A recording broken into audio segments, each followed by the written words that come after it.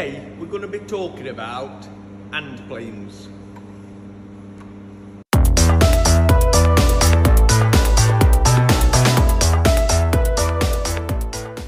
Okay, so this is a hand plane. This is a Makita one, but other brands are available. First, let's have a look around the planer and I'll point out a few features. In here, you've got a rubber belt that goes from the motor down to the blades. And the blades unit is, and this isn't plugged in by the way, before anybody says anything. The blade unit holds 2 blades in this case. You can get some planers with 3 blades in, but these Makita ones have 2 blades in. The blades are changeable. They're basically disposable. You wouldn't have these sharpened, so you'd just take them out and dispose of them and fit a new set. They are normally reversible, so you get one cutting edge and then you can take the blade out, turn it around and put it back in, and you get another cutting edge on the back. So that's a good idea because it makes them last longer. The bed of the plane or the shoe, the front section here is adjustable. You can see this knob on the front here. Now if you turn it clockwise, it will increase the cut, and if you turn it anti-clockwise, it'll decrease the cut. Here at the back, you've got a sprung-loaded safety device. What that's for is when you finish planing and you put it down on the worktop, it stops the blades touching the surface. So it's a good idea if you're working and you put it down on some concrete or something like that, something abrasive. It saves you destroying your blades. But not only that, if you're working and you put it down on like a kitchen worktop or something, it's not going to take a lump out your worktop. One thing to remember though, make sure you keep that lubricated, because sometimes with the dust from the planer, they do sometimes stick up. And the first time you realise it's stuck up is when you put it down and you hear a and then you've got a lump out your workpiece. So just make sure you keep that lubricated.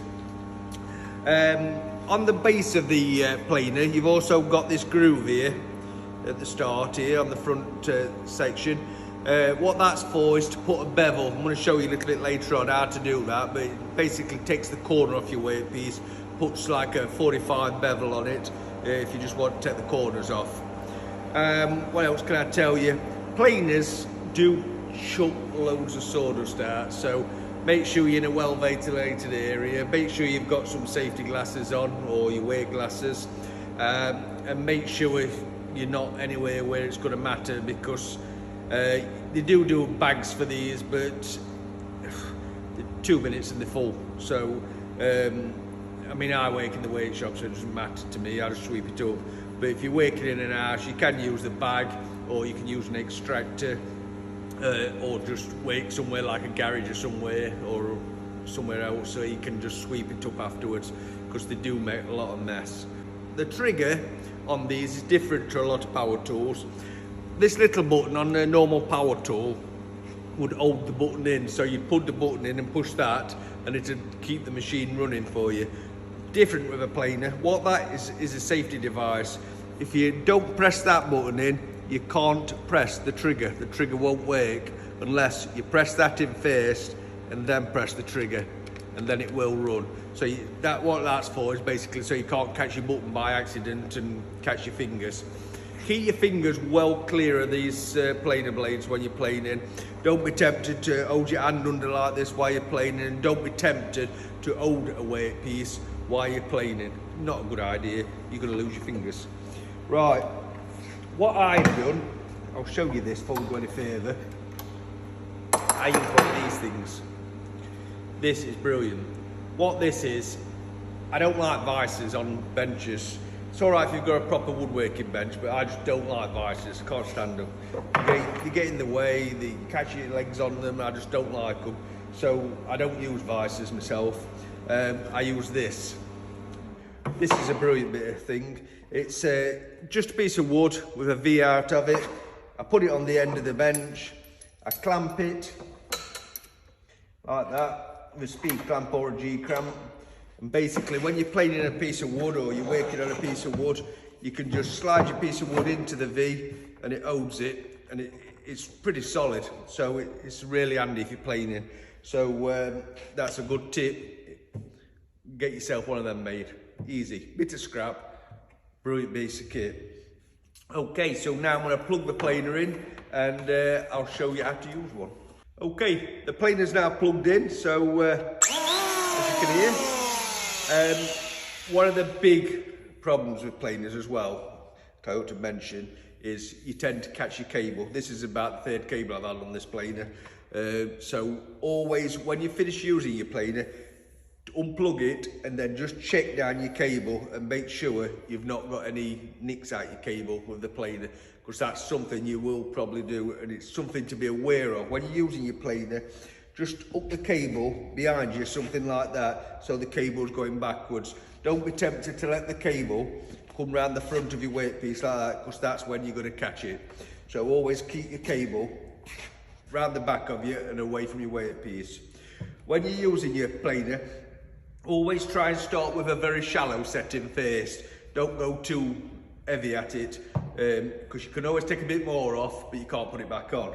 So normally start with about 1/2 mil or 1 mil on your setting. Keep the planer pressed down and keep your weight on the front of the planer. Don't put your weight on the back of the planer, otherwise you'll find it'll just hit your weight piece like that and you'll end up with a scoop out the front of your weight piece. So keep your base pressed down firmly on your weight piece. Start your planer up.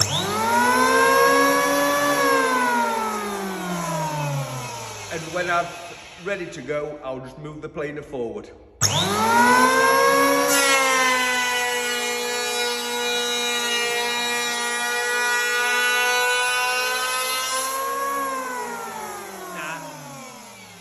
As I've got to the end of my weight piece, I've transferred my weight from that front to the back, because the back's been cut now, so that I can transfer my weight from the front of the planer to the back of the planer. And what that'll do is stop you dipping at the end and taking a lump out the end of your weight piece. So front as you go in, and then as you get towards the end of your cut, when your front starts coming off the end of your weight piece, put your weight down on the back of your planer, and then that'll keep a nice flat cut, and you'll end up with a lovely cut all the way across your weight piece. Did I ever tell you that time when I had a go at making a boomerang? Didn't work out very well, so I threw it away. 45 times.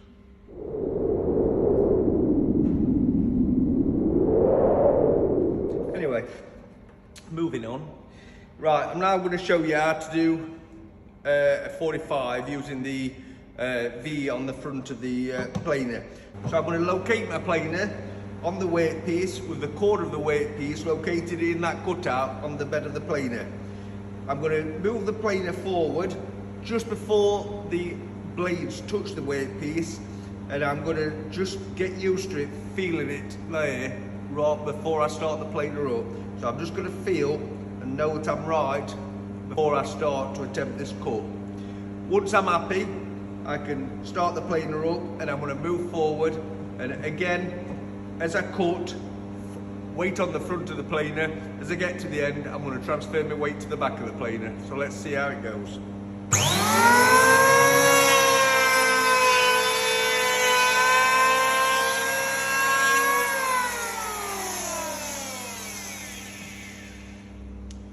Okay, so there you can see, that's put a lovely 45 angle on that, and it's very equal all the way down. So that's a lovely cut, that one. So I hope that helps you. If you need any more advice or tips, please post down in the comments. If you like this video, hit that follow or subscribe button and have a look through all my other videos. I'm sure you'll find some more you like. But that's basically a planer. So if you're going to get one, safety first. Always remember to keep your fingers well clear of those blades.